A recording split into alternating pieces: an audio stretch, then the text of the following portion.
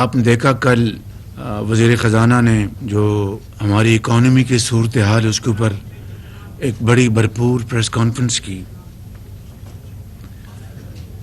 اور یہ بات کوئی ڈھکی چھپی نہیں کہ پچھلے 14 مہینوں سے جب سے ہم نے یہ ذمہ داری سنبھالی، سب سے پہلا جو ہمارا امتحان تھا وہ IMF کے ساتھ جو معاہدہ پچھلی حکومت نے کیا تھا اس کو مکمل طور پر ڈیفائی کیا گیا پچھلی حکومت نے، اور اپنے ہی معاہدے کی انہوں نے اس کی دھجیاں بکھیر دیں۔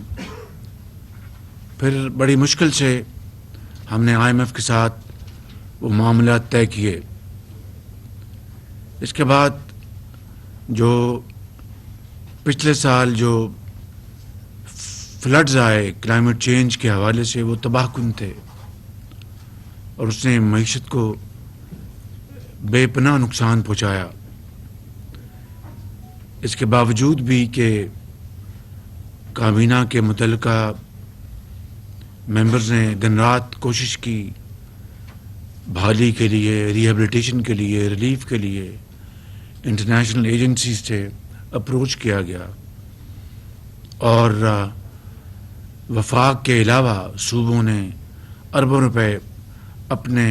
صوبائی وسائل سے خرچ کیے۔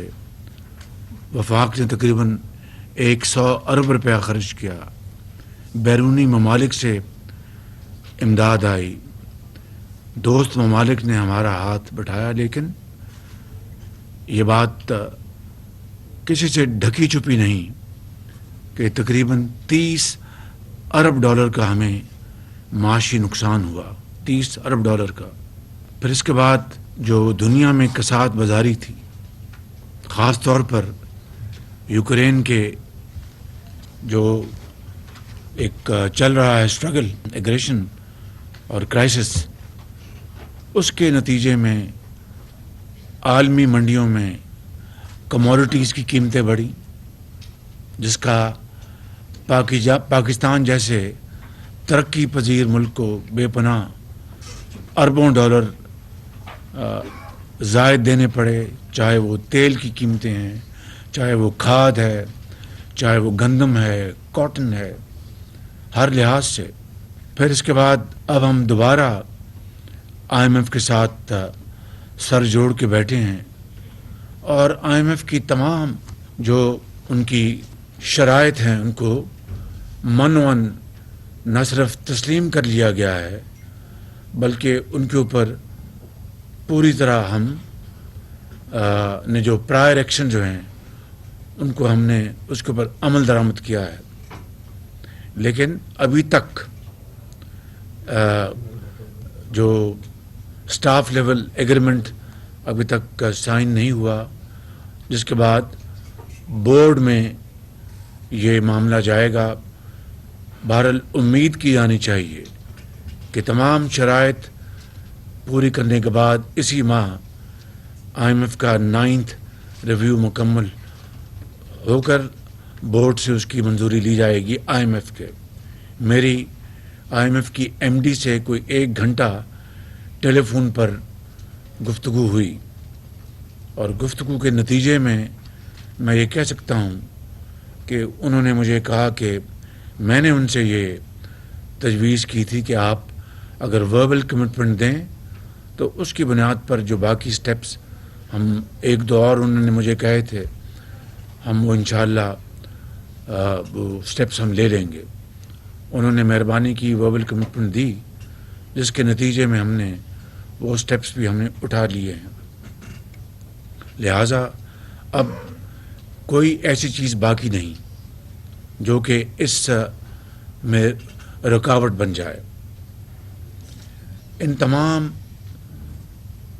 جو میں نے ابھی جو مسائل آپ کے سامنے رکھے ہیں، اس سے پاکستان کے عام آدمی کے اوپر بے پناہ مہنگائی کا بوجھ پڑا ہے۔ اس میں کوئی شک نہیں کہ مہنگائی اس وقت دنیا میں سکہ رائج الوقت ہے، چاہے وہ برطانیہ ہے، چاہے وہ امریکہ ہے، ہر جگہ مہنگائی ہے، لیکن ان کی جو اکانومیز ہیں ان میں اتنی سخت ہے کہ وہ اپنے عوام کو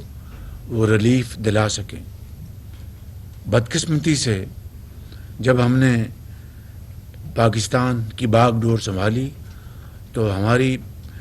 اکانومی کا پچھلی حکومت نے جنازہ نکال دیا تھا، اور اس 1 سال میں 14 مہینوں میں جو مشکلات ہم پر آ پڑی وہ میں نے ابھی آپ کو بیان کی ہیں۔ اس دوران ہمارے درینہ دوست اور بہت بااعتماد دوست چین نے ہماری بھرپور مدد کی، فائنینشیل سپورٹ دی ہمیں،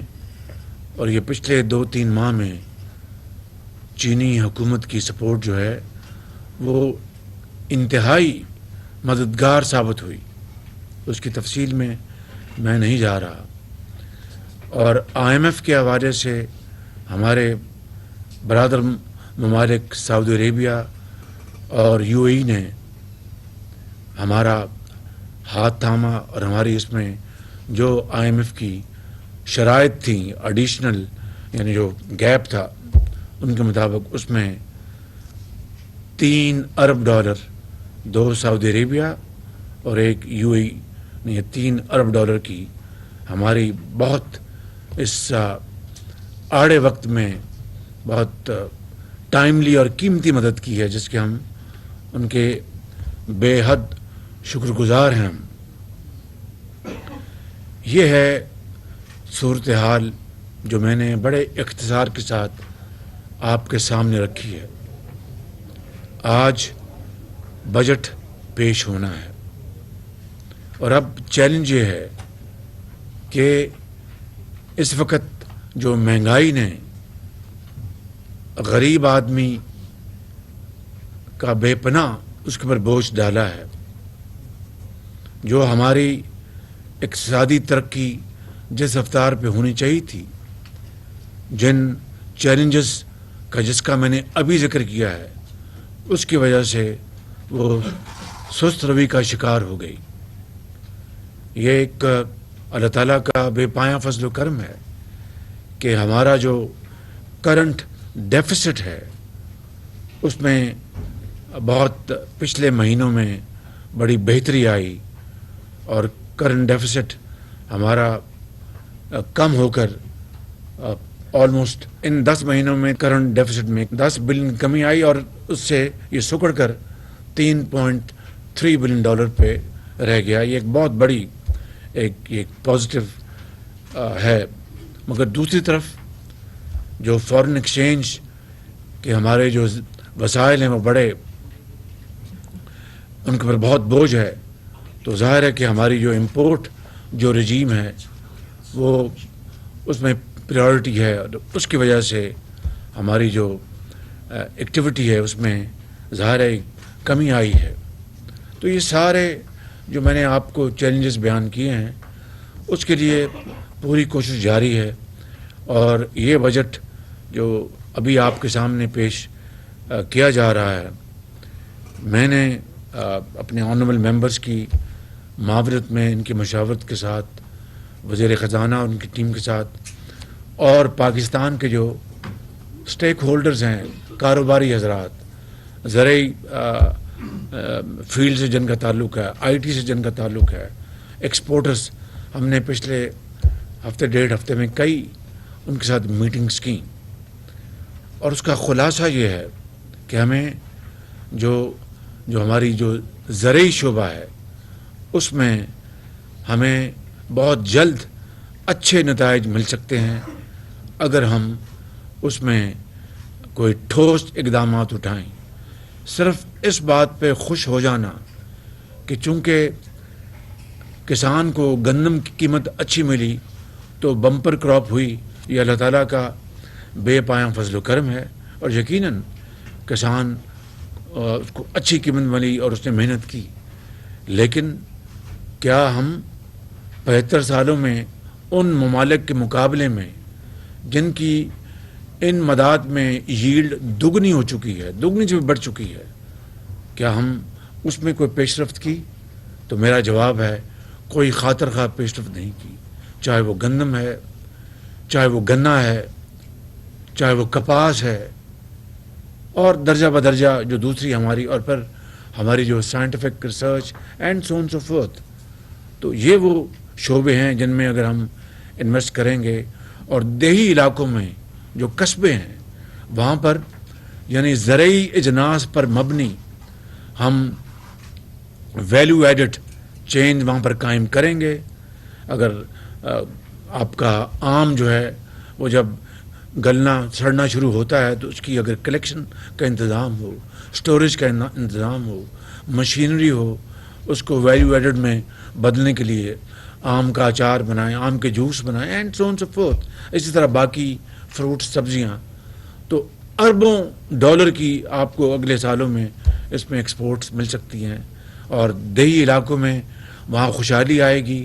وہاں پر آج نوجوان جو FA BA کر گیا ہے، اب وہ فصل اپنا کی بجائی اور کاٹنے میں اس کا کوئی انٹرسٹ نہیں ہے، وہ شہر آنا چاہتا ہے. اس کو اگر ہم اپرچونٹیز وہاں مہیا کریں گے، وہاں پر یہ وسائل دیں گے، تو وہاں پر رہے گا، اپنے گھر کی خدمت کرے گا، ماں باپ کی، بزنس چلائے گا. اور شہر میں جو مائیگریشن ہے اس میں بھی خاطر خواہ کمی آئے گی. میں تفصیل میں نہیں جا رہا، اس کے اوپر ہم نے بڑا کام کیا ہے، وہ فائنانس منسٹر آپ کو بتائیں گے. اسی طریقے سے IT کے شعبوں میں، ایکسپورٹس میں، اس میں ہمارے منسٹر آف کامرس ہیں، منسٹر IT ہیں، اور دوسرے منسٹر فائنانس اینڈ دوسرے جو ہمارے منسٹرز ہیں، انہوں نے سب نے بڑی اس میں معاونت کی ہے.